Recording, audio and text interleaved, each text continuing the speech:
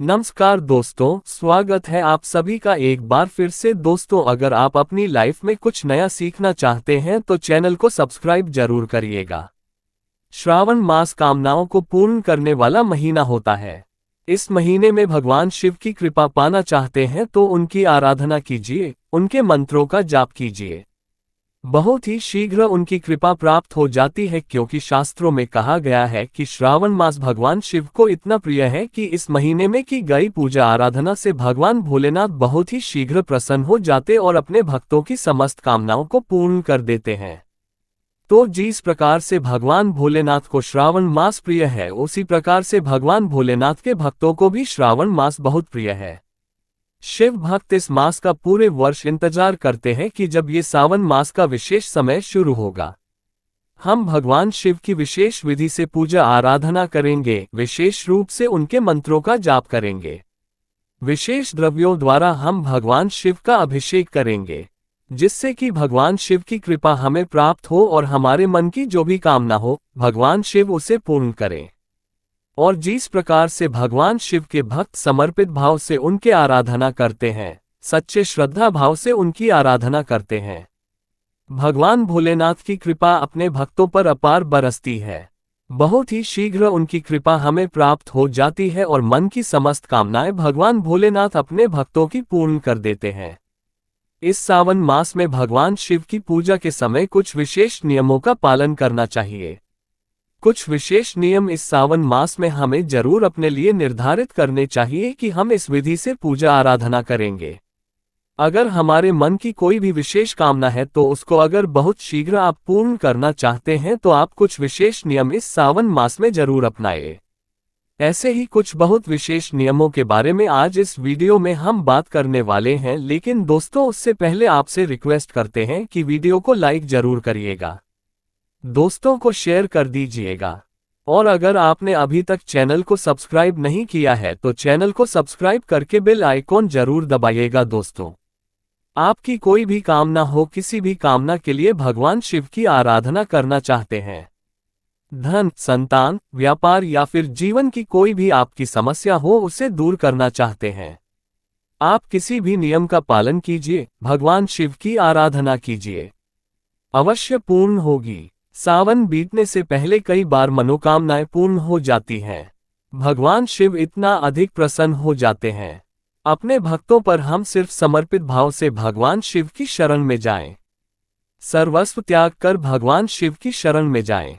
सर्वस्व त्यागने का मतलब सिर्फ ये है कि जब हम भगवान की शरण में जाते हैं तो हमें मन में किसी भी प्रकार का संशय नहीं रखना चाहिए।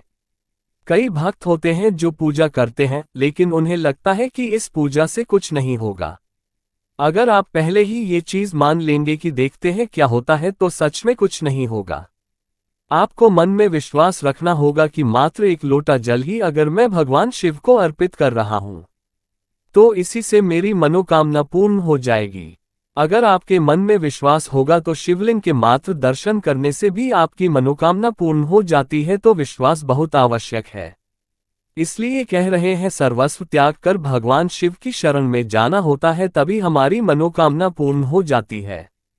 दोस्तों, आज जो हम नियम आपको बताने वाले हैं, आप इसमें से कोई भी एक नियम अपना सकते हैं, चाहे तो सभी नियमों का पालन कर सकते हैं।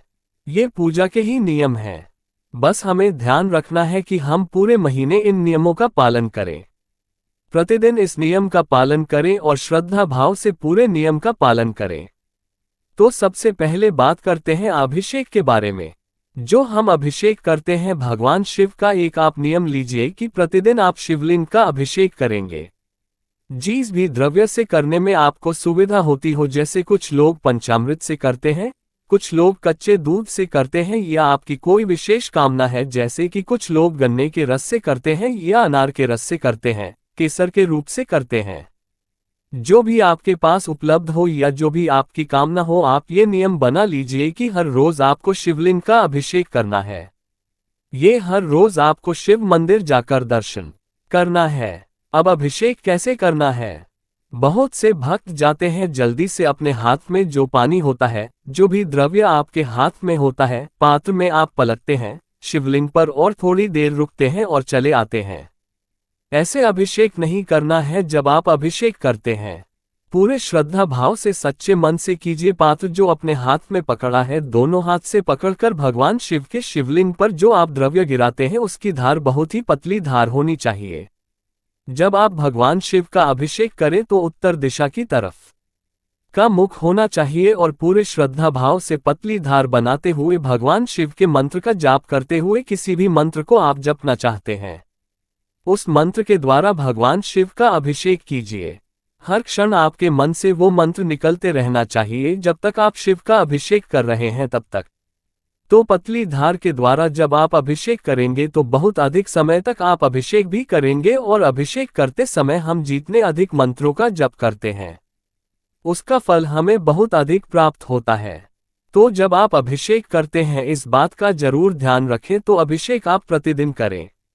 ये निर्धारित कर लीजिए कि इस पूरे महीने में मैं हर रोज अभिषेक करूंगा। अगर आप ये एक नियम भी बना लेते हैं तब भी आपको बहुत ही श्रेष्ठ फल की प्राप्ति होती है। आपकी जो भी कामना है भगवान शिव से कहें, प्रार्थना करें। अभिषेक प्रतिदिन करने का नियम आप ले लीजिए। अगला नियम जो आपको ध्यान रखना है, शाम को शिव मंदिर में दीपदान जरूर करना चाहिए। ये संकल्प ले लीजिए कि इस पूरे सावन में मैं शिवलिंग का हर रोज दर्शन करूंगा, अभिषेक करूंगा और शाम को दीपदान अवश्य करूंगा। शाम का मतलब होता है जब सूर्यास्त हो जाता है तब हमें शिव मंदिर में शिवलिंग के समक्ष दीपदान करना चाहिए। तो अगर आपके घर के आसपास मंदिर हो, आप हर रोज शिवलिंग के दर्शन कर पाते हैं, शिव मंदिर जा पाते हैं, तो आपको मंदिर जाकर ही शिव के पास शिव के समक्ष आपको दीपदान करना चाहिए। लेकिन अगर आप शिव मंदिर हर रोज नहीं जा पा रहे हैं तो आप अपने ही घर में भगवान शिव के नाम का एक दीपदान कीजिए जो आप शाम को दीपक जलाते हैं। जैसे कि हर रोज हम शाम को संध्या वंदन करते समय जो दीपक जलाते हैं उसके अलावा ये दीपक अलग से होगा। जो भगवान शिव की जो भी आपके पास प्रतिमा, शिवलिंग या फोटो मौजूद है, उसी फोटो के सामने आप अपने मन में भगवान शिव का स्मरण करते हुए दीपक को जला दीजिए। थोड़ी देर तक वहां बैठकर ओम नमः शिवाय का जाप कीजिए। इस प्रकार से आपको दीपदान प्रतिदिन करना है। ये नियम बना लीजिए कि पूरे सावन आप दीपदान करेंगे। चाहे मंदिर में कर पाए तो मंदिर में कीजिए, मंदिर में नहीं कर पाते हैं जो लोग वो अपने घर में ही भगवान शिव के नाम का एक दीपदान करेंगे। अब आप पूछेंगे कि दीपदान किस चीज का करना है। मिट्टी का दीपक ले, आटे का दीपक ले, कोई भी दीपक जो आपके पास उपलब्ध हो। मिट्टी का दीपक हो, आप मिट्टी का दीपक ले सकते हैं, या आपके पास आटे का दीपक हो तो आप आटे का दीपक भी हर रोज बनाएं। और आटे का दीपक आपको हर रोज बनाना पड़ेगा और मिट्टी का दीपक भी आपको हर रोज ही लेना पड़ेगा। प्रतिदिन नया दीपक हमें प्रज्वलित करना होता है।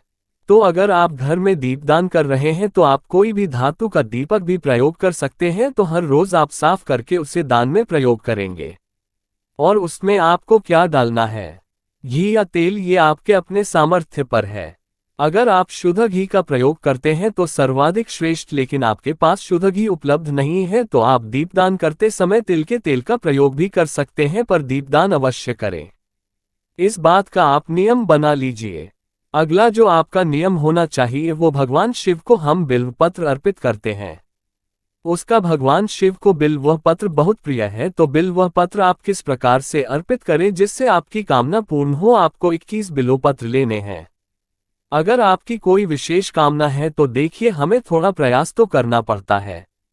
तो अगर हमारे मन की कोई विशेष इच्छा है और हम चाहते हैं कि भगवान भोलेनाथ प्रसन्न हो और इस समय में तो बेलपत्र बहुत आसानी से उपलब्ध हो जाता है, तो आप 21 बिल्व पत्र हर रोज भगवान शिव पर अर्पित करें।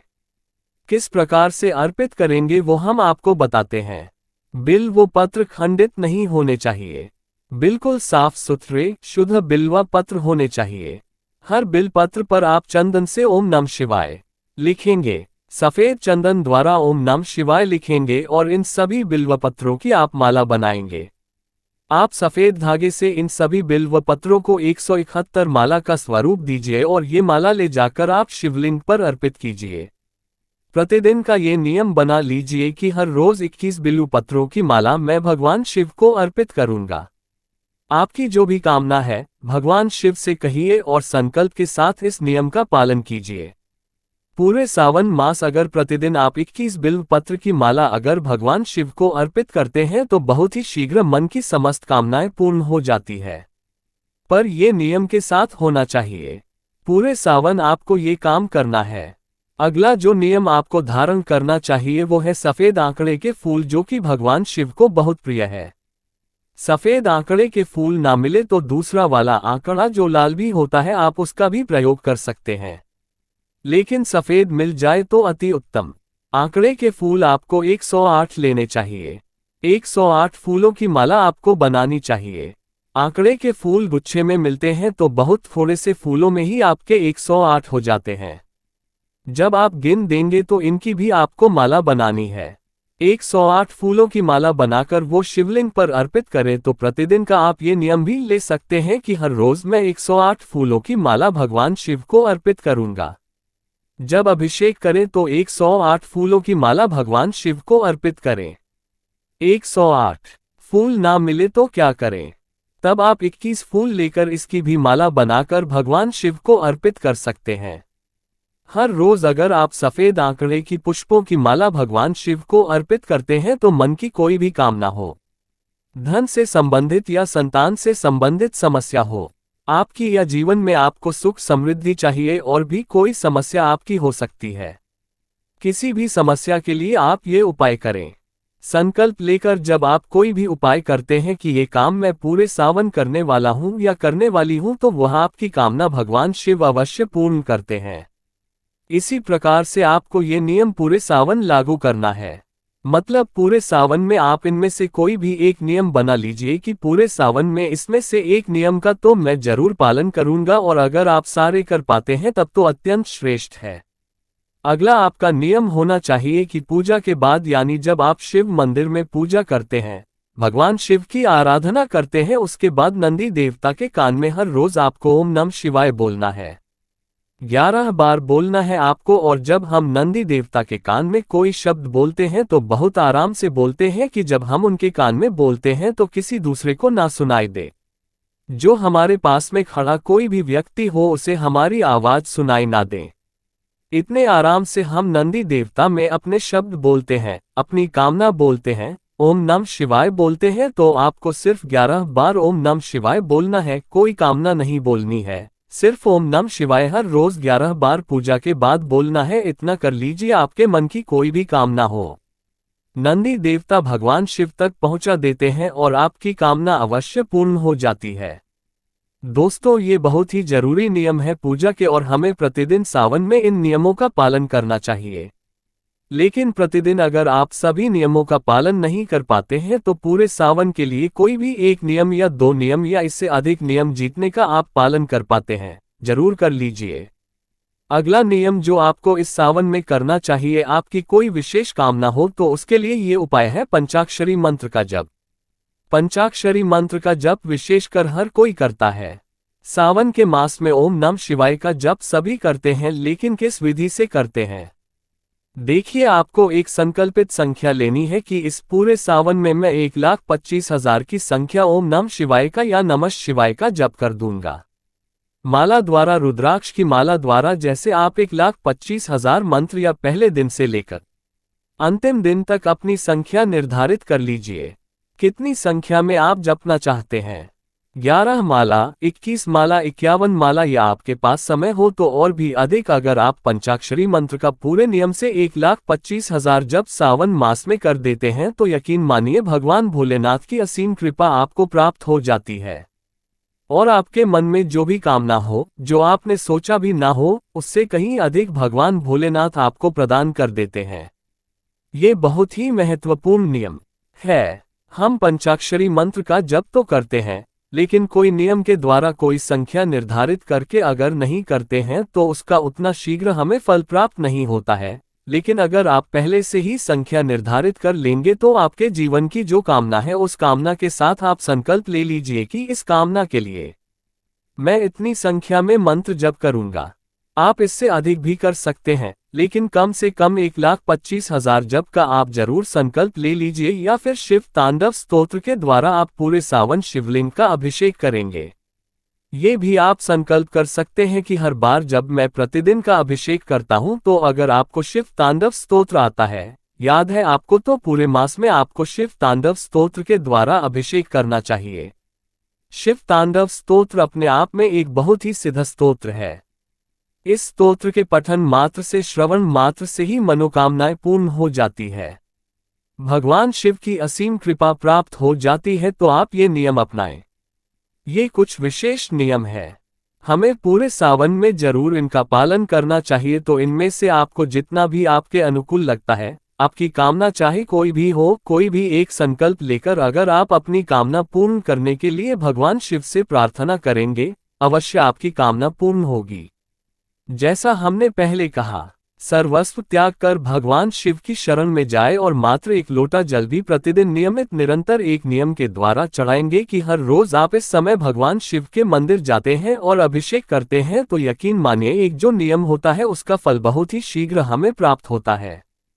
तो हम उम्मीद करते हैं आप लोगों से कि आप पूरे सावन में कोई ना कोई उपाय जरूर करेंगे। एक नियम के द्वारा भगवान शिव की पूजा आराधना कीजिए। कोई भी एक नियम का आप पालन कीजिए तो भगवान शिव की कृपा आपको अवश्य प्राप्त होगी। उम्मीद करते हैं आज की वीडियो से आपको लाभ अवश्य होगा।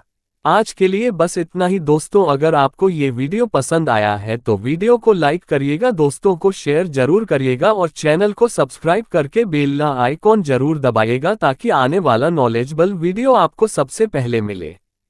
दोस्तों मिलते हैं अगले वीडियो में, तब तक के लिए goodbye and thanks for watching my video.